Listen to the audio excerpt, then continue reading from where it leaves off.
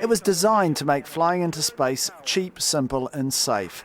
NASA's Space Shuttle was the first largely reusable spacecraft, built to complete more than 100 missions. Challenger, go at throttle up. But just over a minute into Challenger's 10th flight, a seal on one of its rocket engines failed. The explosion destroyed the craft, killing all 7 crew.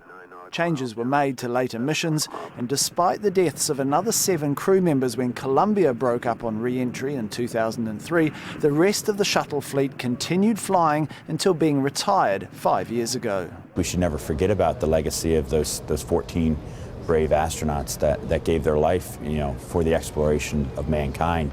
But you got to think of the other 135 missions that were a success, the work they did with the Hubble telescope and the interplanetary missions and probes that were sent out from the shuttle, as well as the building and development of the International Space Station. Over 3 decades, the Space Shuttle clocked up 135 flights. It carried 1,593 tons of cargo into space and orbited the Earth more than 20,000 times. But it was the cost of the program that led to its demise. $4 billion in running costs each year, and over the course of 30 years, $209 billion in costs.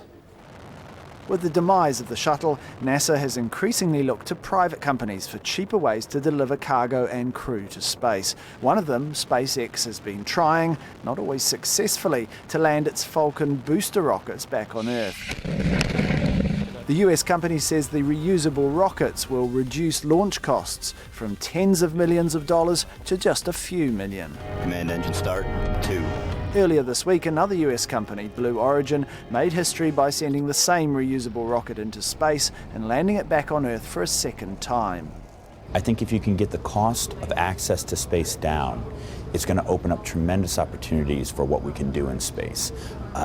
Just the life sciences, the microgravity research that can be conducted. I think we're only scratching the surface on the possibilities. Passenger craft such as SpaceX's Dragon 2 are also in development. It could be carrying up to 7 astronauts at a time into space as early as next year. And for those who are nostalgic for the Space Shuttle, there is a replacement of sorts. The Dream Chaser craft, built by Sierra Nevada, is less than a quarter of the size of the Space Shuttle. The space company has a NASA contract to fly 6 cargo missions to resupply the International Space Station, one of a handful of private space companies picking up where the Space Shuttle left off and making possible the next generation of space exploration. Tarek Basley, Al Jazeera.